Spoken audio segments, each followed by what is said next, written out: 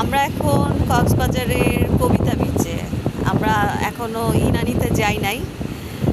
এই আমাদের সামনে এই যে সমুদ্র, আমরা এখানে বসে আছি, আমি, জিব্রান, আর ওইটা হচ্ছে বিজু।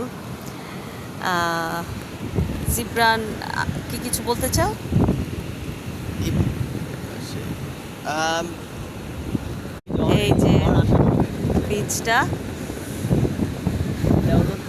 যে